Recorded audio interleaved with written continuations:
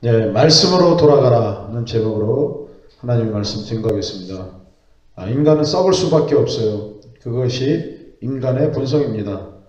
나라건 단체건 기업이건 조금만 방심하면 금세 썩은 물이 됩니다. 인간의 본성이 작용하기 때문에 그래요.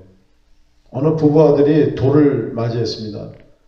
아들이 장차 어떤 인물이 될지 궁금한 아버지가 돌상 위에다가 돈과 수갑과 소주 한 병을 올려놨어요. 아내가 묻습니다. 이게 다 뭐예요? 남편이 말해줍니다. 점쟁이가 그러는데 돈을 집으면 사업가가 될 것이고 수갑을 집으면 경찰이 될 거래. 그리고 술병을 집으면 술꾼이 되겠지. 드디어 아들이 돌상 앞에 앉았어요. 아들은 돌상 위를 훑어보다가 먼저 돈을 움켜쥐었습니다. 그런 다음에 다른 손으로 소주병을 들어가지고 옆구리에 끼더니 이내 수갑을 또 움켜잡는 거예요. 아내가 말합니다. 여보, 이런 경우에는 뭐가 되는 거예요? 남편이 한숨을 지으며 말합니다. 이 녀석은 정치인이 될 것 같아. 제발 감옥 가는 일은 없었으면 좋겠어. 예, 그렇게 말을 하더랍니다. 지금 한국은 계속 경제가 어렵죠. 자영업자 수가 예전에 IMF 시절 수준으로 떨어졌다고 그래요. 또 세금이 거치질 않으니까 이 봉급쟁이들만 탈탈 털고 있는 가운데 교회까지 지금 세금을 매기려고 아주 혈안이 되어 있습니다. 기업은 정규직 채용을 꺼리고 비정규직만 계속 채용을 하고 있어요. 그래서 서민들이 살기가 너무나 괴로운 세상이 되었습니다. 우리나라만 힘든가? 그렇지 않습니다. 세계 경제가 다 힘들어요. 요새 미국이 좀 경제가 좋다고 하지만 유럽, 일본, 중국, 러시아, 중동 경제 좋은 나라가 단 한 나라도 없습니다. 왜 이렇게 힘들어졌는가? 그것은 2007년도 그 서브프라임 모기지론 사태로부터 시작된 것입니다. 이 서브프라임 모기지론은 무엇이냐? 신용등급이 최저 상태인 영세민들에게도 돈을 빌려주는 주택담보대출제도예요. 그러니까 돈이 없어도 집만 사면 무조건 돈을 빌려주는 거예요. 당시만 해도 전 세계적으로 집값이 막 폭등하고 있었어요. 모기지론 회사들은 이 매출과 이자 수익을 막 끌어올리기 위해서 돈 없는 사람들에게조차도 막 꼬드겨가지고 집을 사게 만들었어요. 돈을 빌려주는 사람이나 돈을 빌리는 사람이나 죄다 도덕적 해이에 빠지게 된 것입니다. 그러나 한없이 올라가던 집값들이 떨어지기 시작하자 연체금이 기하급수적으로 늘어가면서 결국에는 모기지론 회사들이 단체로 무너지기 시작했어요. 이들이 2007년에 입은 손실이 무려 1300조 원이라고 그래요. 1300조 원. 참 기가 막힌 액수죠. 근데 더 큰 문제는 이 모기지론 회사들에게 돈을 빌려주던 그 은행들에게 나타났어요. 바로 투자은행들인데 당시 세계에서 가장 큰 투자은행들이 5개가 있었는데 이 모기지론 사태로 무려 3개가 부도가 나가지고 전 세계 경제를 마비시키게 된 것입니다. 도덕적 해이, 도덕적 파산. 그러니까 세계적 차원의 경제 문제가 그 도덕의 문제에서 비롯되었다는 거예요. 여러분, 이런 도덕적 해이 문제는 세상의 경제 시스템에서만 발생하는 것이 아닙니다. 지금 이사야 시대의 정치사회 시스템도요, 심각한 도덕적 해이 현상이 발생하고 있어요. 우리 23절 한번 읽어보시겠습니다. 23절. 자, 시작. 내 구간들은 패역하여 도둑과 짝하며 다 뇌물을 사랑하며 예물을 구하며 고아를 위하여 신원하지 아니하며 과부의 송사를 수리하지 아니하는도다. 예. 여러분, 이로 말미암아 30절과 31절의 운명이 바로 유다에게 기다리고 있는 것입니다. 자, 한번 읽어보실까요? 너희는 잎사귀 마른 상수리 나무 같을 것이요 물 없는 동산 같으리니 강한 자는 사물하기 같고 그의 행위는 불티 같아서 함께 탈 것이나 끌 사람이 없으리로다. 예, 그렇습니다. 지금 한 나라가, 이 말씀은 한 나라의 사회 정치 시스템과 리더십까지 다 해체가 된다는 것입니다. 한 나라가 멸망하거나 다른 나라의 식민지가 된다는 뜻이죠. 그 결과 이 땅에는 렘넌트들로 가득하게 된다는 것입니다. 이들은 그루터기예요. 짜투리천입니다. 떨거지들이에요. 하나같이 힘든 삶을 살게 됩니다. 울게 됩니다. 여기저기를 봐도 희망이 없는 삶을 살게 된다는 것입니다. 여러분, 한 나라의 흥망성쇠가 바로 다름 아닌 이 도덕의 문제에 달려있다는 것입니다. 그렇다면 이 도처에 넘쳐나는 이 도덕적 해이 현상을 어떻게 극복할 수 있나요? 그것은 곧 하나님의 말씀으로 돌아가는 것에 있는 것입니다. 잠언서 29장 18절에 보니까 묵시가 없으면 백성이 방자에 행하거니와 율법을 지키는 자는 복이 있느니라 이렇게 말씀합니다. 여기서 방자에 행한다는 것이 곧 도덕적 해이 현상을 말하는 것입니다. 그 도덕적 해이로 인해 망했다가 다시 일어서고 복을 받기 위해서는 어떻게 해야 되느냐? 바로 말씀을 지키는 삶으로 돌아와야 한다는 것입니다. 그렇다면 말씀을 지킨다는 의미는 무엇입니까? 평생 성경을 백독하는 것입니까? 또 백구절, 천구절을 막 줄줄 외우는 것입니까?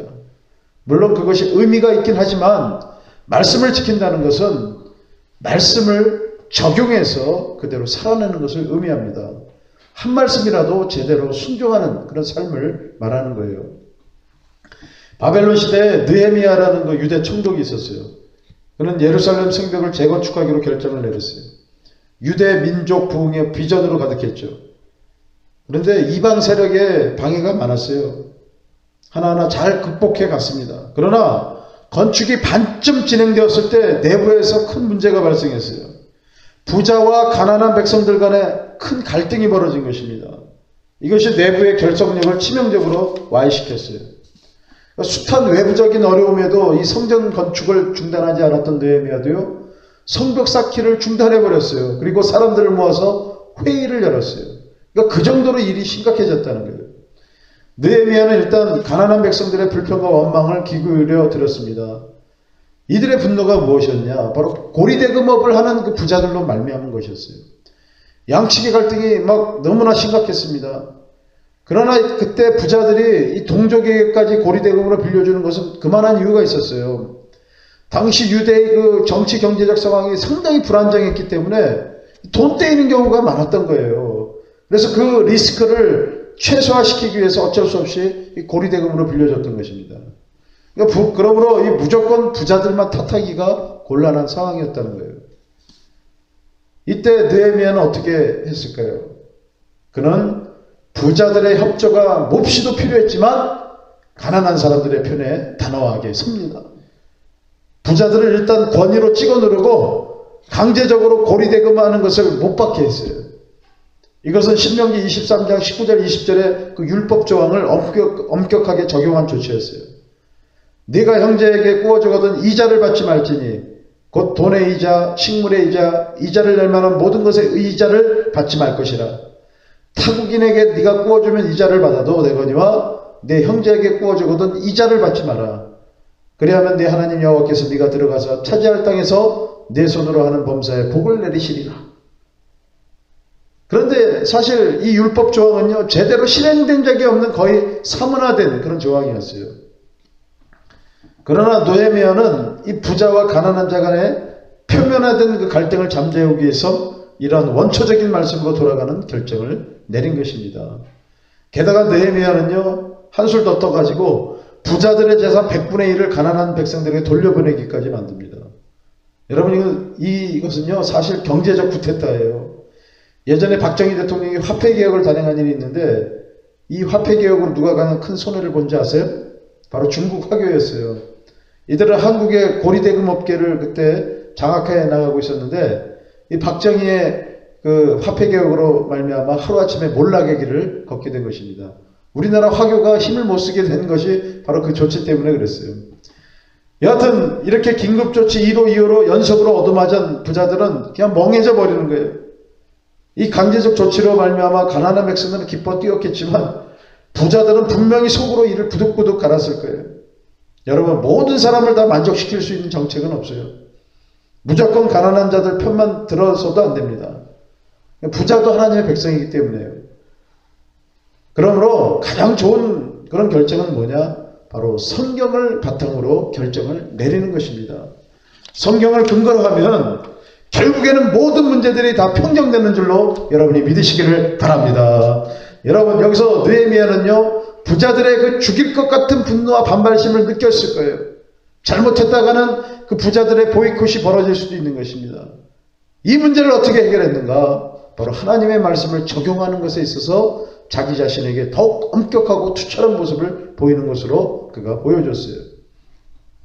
이때부터 느헤미야가 어떻게 했느냐? 총독으로서 받아야 될 월급을 전혀 받지 않아요. 그리고 자신의 사자를 털어서 150명이나 되는 참모들의 끼니를 다 챙겨줘요. 또 백성들의 부담을 덜어주기 위해서 12년 동안 전혀 세금을 거두지 않았던 것입니다. 여러분, 이 일로 이 느헤미야의 재산이 다 바닥났을 것이라는 것이 바로 성경학자들의 견해입니다. 여러분, 지도자가 이런 모습을 보이면 부자들은 아무리 불만이 많아졌어도요, 입을 다물 수밖에 없는 거예요. 참으로 이런 느헤미야 같은 그런 지도자가 우리나라에도 나와야 할 텐데 하는 그런 생각을 해봅니다. 여러분, 말씀으로 돌아가는 것은 한 가지 말씀이라도 내 삶에 그대로 적용하는 것을 말하는 거예요. 우리는 너무나 많은 말씀을 듣고 알고 있어요. 그 수많은 말씀 중에 나의 믿음을 증명하는 말씀은 한두 가지예요. 많아야 10가지입니다. 그것들을 제대로 실행하는 것이 우리의 당면 과제라는 거예요. 그렇게 적용하는 가운데 여러분이 만일 어떤 지도자급 위치에 서게 되면 여러분의 실행함으로 인해 그 공동체에 다음과 같은 변화가 일어나게 되는 것입니다. 우리 26절에서 27절 한번 읽어보시겠습니다. 자, 시작. 내가 내 재판관들을 처음과 같이 내 모사들을 본래와 같이 회복할 것이라. 그리한 후에야 내가 의의 성읍이라 신실한 고을이라 불리리라 하셨나니 시온은 정의로 구속함을 받고 그 돌아온 자들은 공의로 구속함을 받으리라. 아멘. 여러분, 나만 회복되는 것이 아니라 공동체도 회복되는 역사가 나타나는 줄로 믿으시기를 바랍니다. 하나님의 말씀을 지킬 때, 내가 지킬 때 나만 구속받는 것이 아니라 공동체도 구속받는 역사가 나타난다는 거예요. 이 공동체는 나의 가정일 수도 있고 교회일 수도 있고 회사일 수도 있고 지역사회일 수도 있어요. 여러분, 비전을 가지시길 바랍니다. 지금 내가 보잘것없는 렘넌트 신사를 할지라도 계속 말씀을 지키는 삶을 살게 되면 주님께서는 반드시 저와 여러분을 새로운 지경으로 옮겨주실 줄로 믿으시기를 바랍니다. 그 지경을 아름답게 만들 일꾼이 필요해요. 이러한 일꾼, 하나님의 말씀을 지키는 일꾼은요, 태초일에 늘 부족했어요. 그러므로 말씀을 지키는 것이 곧 자신의 그릇을 넓히고 만드는 일임을 여러분이 다 깨닫기를 바랍니다. 어떤 지경에 가서 그곳을 새로운 활력과 갱신을 주는 그 사람, 여러분, 바로 주님께서 바로 저와 여러분을 그 지경을 위해 연단시키며 준비시키고 있는 그 과정임을 여러분이 깨닫기를 바랍니다. 그래서 여러분, 이 시간 성령으로 기도하시길 바랍니다.